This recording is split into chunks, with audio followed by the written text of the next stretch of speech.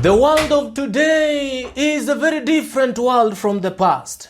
And I want to tell us today that until the day that we wake up, nothing dramatic will happen because we change and even mop away the forests, but the monkeys remain in the same habitats. We are in such a world whereby greed is our creed. We are in the world of deadly deadlines, whereby the visionated young men fail to fulfill their dreams because their plans wither before maturity.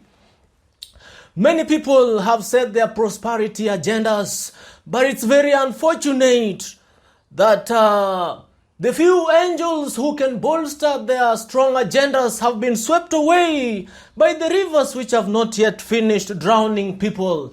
I tell you today that many capable, blessed people invites us to see the better side of their lives in darkness, and yet change never comes at night.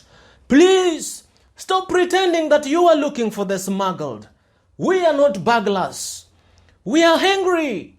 We are crying, and we are dying like haggard sluggards who never plant but reap an overflow in their vats, which later on turns up to be the genesis of their problems.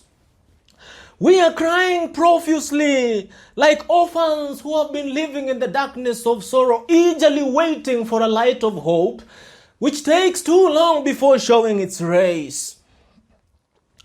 This covetous man has grabbed from us our original lands. They are leaving us so stranded.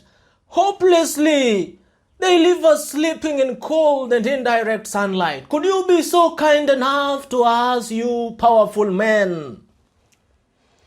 Have mercy on us, please. We are trying to relocate, but the only problem is that the big mansions have already been constructed in our settling grounds. And so we have to squeeze ourselves within the small parts left. Is it really kind enough, you big man? I am telling you today that you cannot dig, you cannot cultivate a whole mountain alone. You will be buried alive. Please, we are in the world whereby corruption is the most inevitable progress that we have. It is this world of today that corruption is yielding out the most expensive fruits with brightly colored epicups, and the mesocarp is rotten. Yes, it is the world of today that most people have decided to replace the heart of the human being with the heart of the beast. It is the world of today that corruption is our favorite food. The few beneficiaries testify openly how delicious it is. Kindly, I want to stand tall today to call for this if it will liberate our people. And we need to know that we are the change that we are looking for into the world. And this is the time. There is no any other time that is better than today. Please, I am begging you, good people, let us come together and cast the demon into the furnace before it is too late. Even though the mountain is too big to be dipped in the ocean, together we can bring it down bit by bit using our hoes, folk jembes, and mattocks. It is the reality that I am speaking today.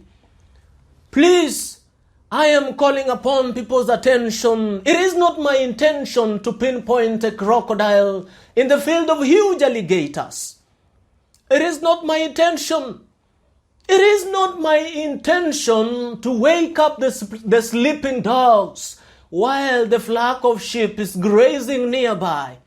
I just want us to try, even if we can fly with our broken wings. I am telling you today that I just have to speak the reality, because it is the only way that deliverance comes. Deliverance comes when we expose the devil. Let us not be like a drowning man who never talks. Let us speak out that which denies us peace, and it will peacefully be shameful and become guilty of the spoken truth. My heart bleeds even more When I see the needy people helplessly cry out for their rescue, but their cries only land in the deaf ears. I am telling you today, big man, that I know that I am just a mere man scratching your back with all these simple sayings I know.